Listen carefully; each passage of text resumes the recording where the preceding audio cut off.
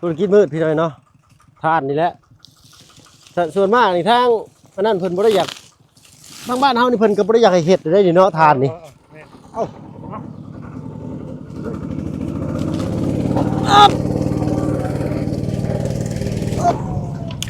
โอ้ยไปสิได้มาจังได๋เด้อนี่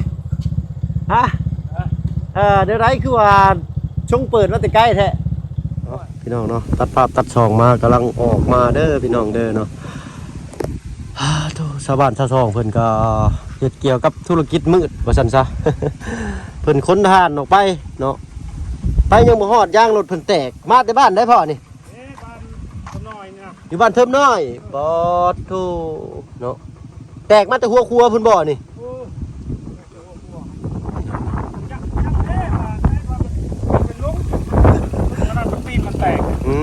ถ้าเขาว่าตีนบ่แตกดิซ้ำนี่บ่อยู่พี่น้อยเนาะชาวบ้านชาวช่องเพิ่นก็เนาะเอาทางประตูก็ยังลังมาพี่น้อยเนาะ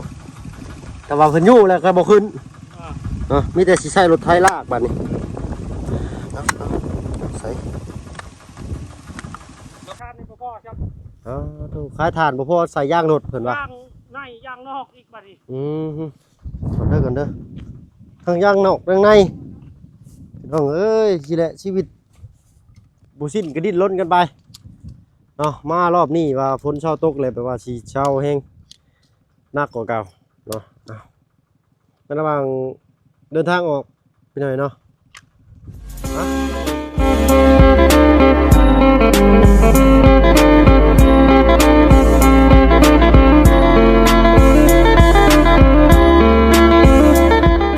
กับทักทายเนาะกับทักทายสบายดีผู้ใหญ่จะดีหลัก FC เบิร์ดทุกท่านอีกเช่นเคยพี่หน่อยเนาะ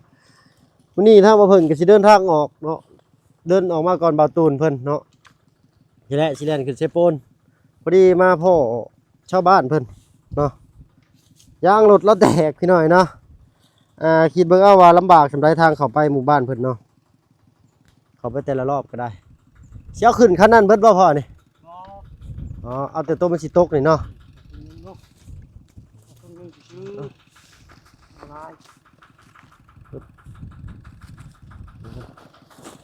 ตกแล้ว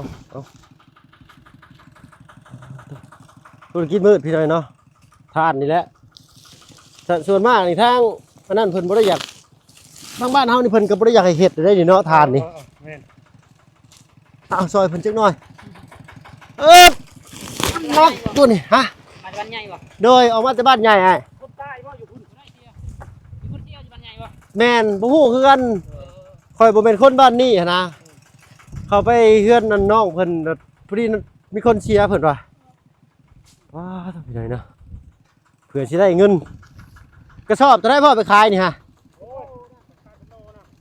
ขายเป็นโลเท่าไรเพิ่นให้นี่โลละ 2,000 กีบ5 บาทก็บ่ฮ้อนพี่น้อยเนาะกระสอบนึงได้จักโลเหรอ30 40ฮอดบ่30กับ60,000สอบละ100 บาทเพิ่นสอบละ100 บาทหามเอาบ่มาสิหามสวยป่ะนี่นะฮะบ่ฮอดซ้ำนะบ่ฮอดประมาณ80พี่น้อยนะ60,000 กีบเนาะ50,000เนาะประมาณ70พี่น้อยเนาะบ่ฮอด100ครับบ่ชอบนึง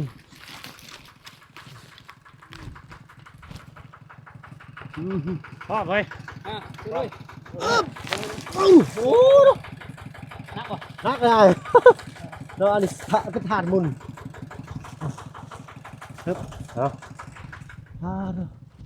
เอารถจักรเข้ามาตะกี้กับทางยังไม่ได้เปิดปานนี้ช่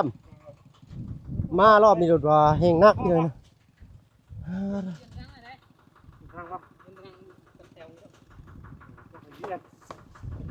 ต้องมัดไว้บ่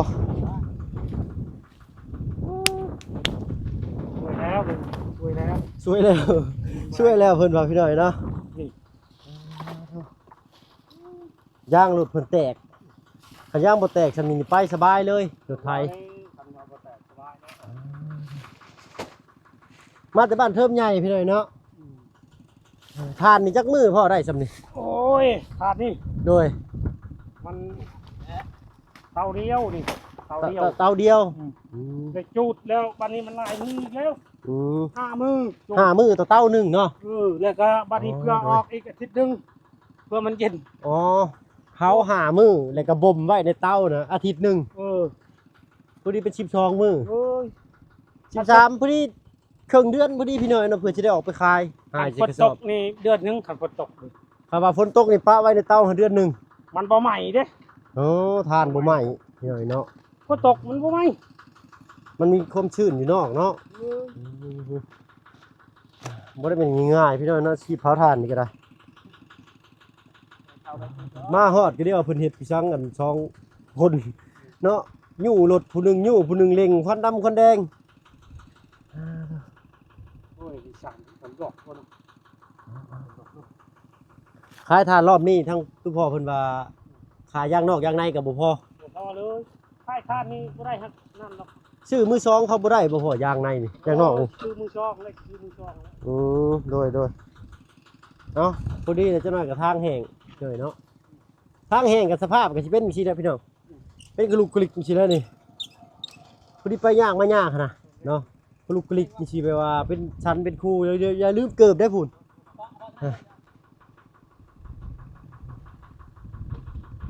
เฮ็ดบาด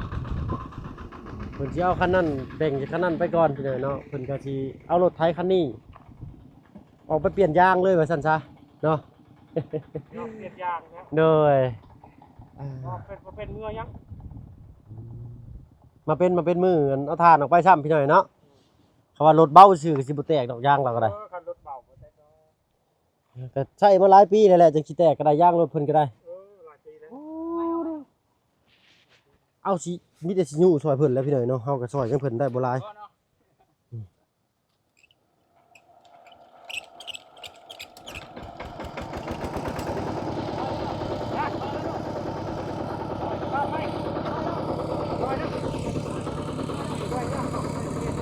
ร้อยบ่ร้อยเอาไปเลยปึ๊บค่อยวันนี้ค่อยเอาคอยโอ้ดูอันตรายไปหน่อยเนาะเอาไปทางเลยบาดนี้จะยู่ไปเลยเนาะ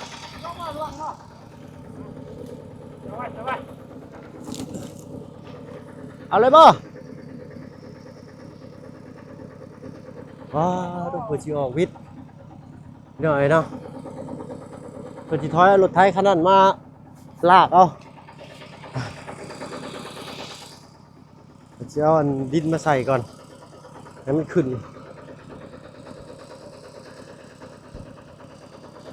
เพื่อชีวิตได้แต่ละมื้อใช่ไหมบางทีชีวิตเขาคนอยู่ในหมู่บ้านเลิกว่าซั่นซะเนาะ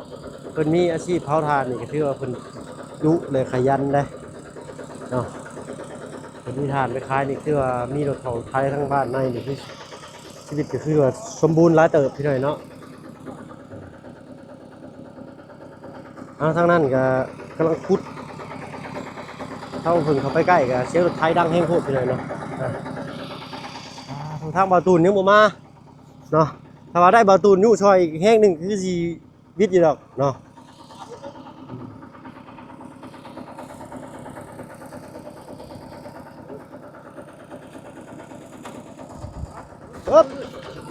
เอา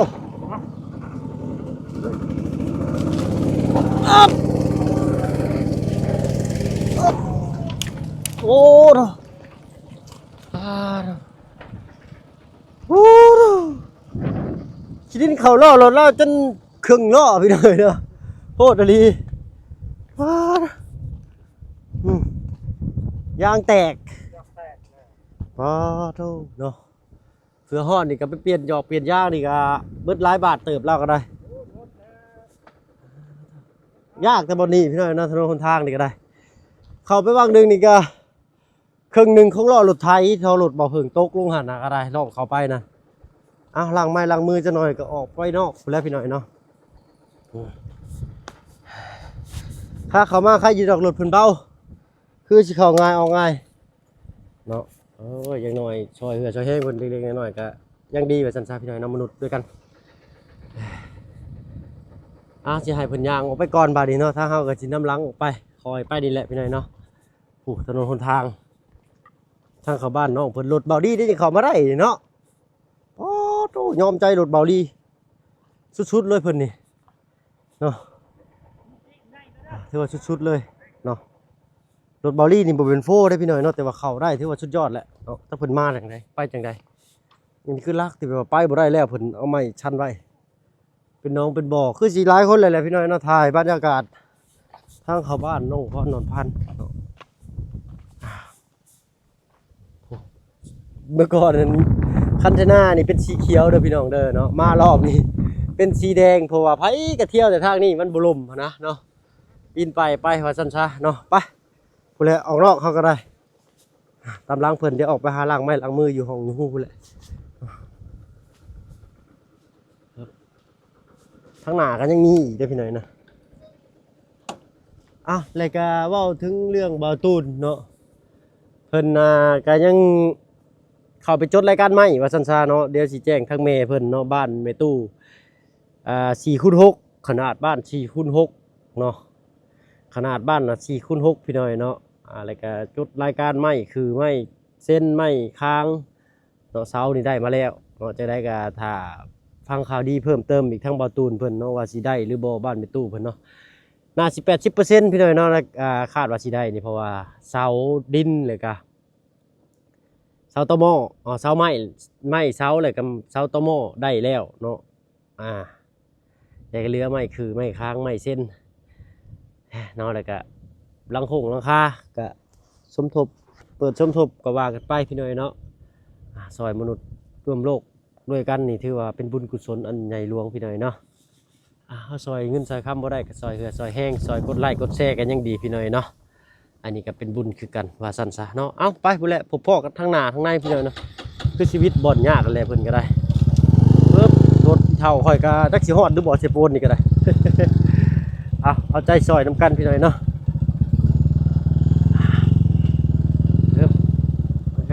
เพิ่ม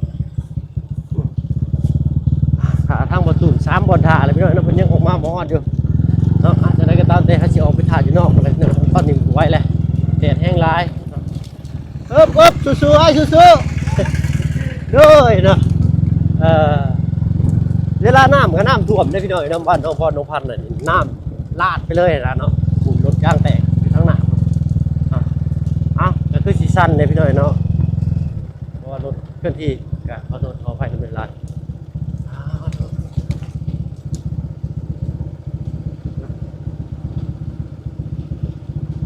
ไปเปิดไปก่อนหน่อยก็พอได้ยู่นุ่มก้นรถไปกันยังดีไปสั้นซะ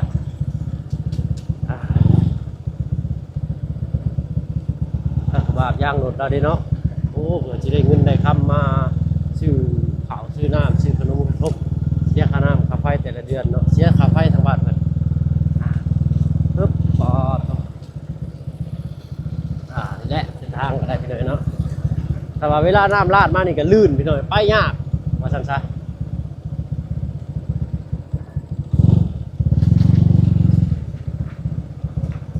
ข่อยจะไปทางไหนละบาดข่อยเคยตกคุ้มเลยไปนำร่องไทยดิข่อยยอมแล้วบาดไปได้อีกบ่ได้ครับบ่เดียวนี่เนาะหมุนวัดโลดว้าเตอนี่ปวดโลดข่อยพี่น้องเอ้ยป่าเด้อผมไปยังไปลากก็อยู่ในห้องน้ำไปเลยพี่น้อยเนาะเสื้อผ้าหน้าแพรต้นโตเปื้อนล่างได้แต่จิตใจเปื้อนแล้วล่างบ่ได้ว่าซั่นซะเนาะ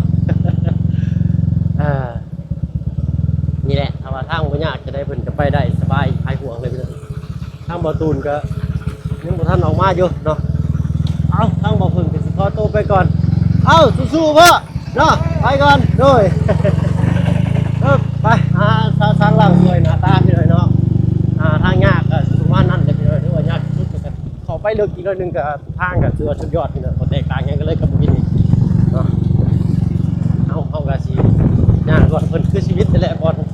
รถทางยากมันมีรถไถ2คันไปได้ง่ายอีดอกพี่น้อยเนาะแหละพ่อกันพี่น้อยเนาะอยู่ห้องฮู้แหละไปทางประตูนเป็นก่อนประตูนเพิ่นก็ทางบ้านเพิ่มน้อยอันนั้นลูกหนวดได้นั่นโอ้ลุงหนวดเข้ามาอีกแล้วพี่น้อยลุงหนวด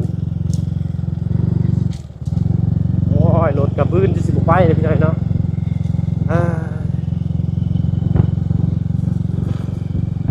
ปึ๊บโทษเข้ามาแต่เช้าออกแต่เช้าลีนี่เนาะโอ้ยไปสิได้มาจังไดเด้อดิฮะเดี๋ยวไรคือว่าชงเปิดมาแต่ใกล้แท้มาที่เขา มาได้กินข้าวมื้อเช้ายังบ่ได้กินข้าวบ่ ยังเลย โตเป็นอะไรอันบ้านของอันมีใหญ่นะฮะทางเจ้ามีงบบ่ อันนี้6 ปีป่ะ โดย ยังบ่มีแล้วข่อยก็ได้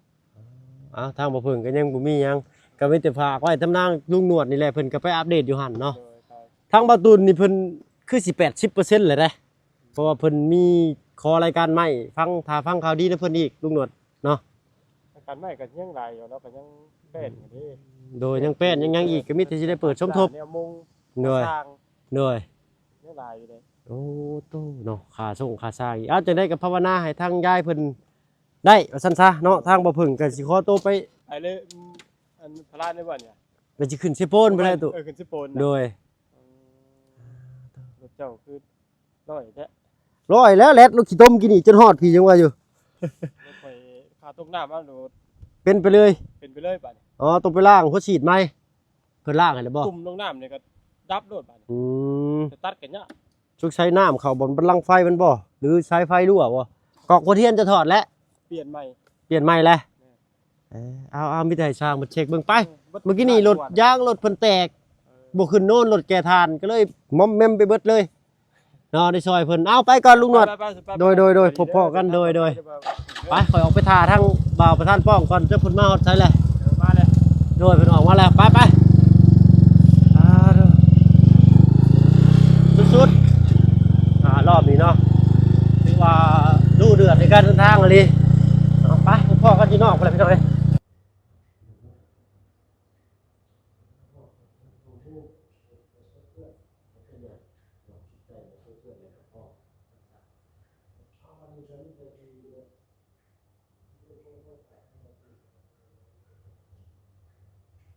ลืมไม่เมื่อกี้นี้พี่น้องแล้วขอโทษขออภัยนี่แต่บ่าวเพิ่นก็สิขออนุญาตเดินทางขึ้นเซโปนเลยกันแล้วกันพี่น้องเนาะล้างหน้าล้างตาล้างแข้งล้างขาล้างมือไม่ก่อนพี่น้องเนาะแล้วก็สิเดินทางขึ้นมีแต่สิแชทบอกบ่าวตูนเนาะห้องเฮาก็บ่ได้ปิดไว้ดอกพี่น้องเนาะมีแต่สิเดินทางพุ่นแหละพบพ่อกันอยู่เซโปนกันแล้วกันพี่น้องเนาะทางบ่าวเพิ่นก็ได้รอบนี้ก็ถือว่าเข้าไปบ่พอทั้งเมียใหญ่เพิ่นพี่น้องเนาะเอาเป็นรอบหน้ากันแล้วกันพี่น้อยเนาะสำหรับคลิปนี้ทางบ่เพิ่งก็สิขอตัวลำลาก่อนพี่น้อยเนาะสบายดีจ้ะเนาะบ๊ายบายแดดๆพี่น้องเอ้ยเนาะจังได๋ก็ฝากเป็นกำลังเชียร์ใจให้ทางไคล่ะนี่เด้อพี่น้องเด้อเนาะไปพบกันพี่น้อยเนาะใส่โปนเด้อพี่น้องเด้อเนาะ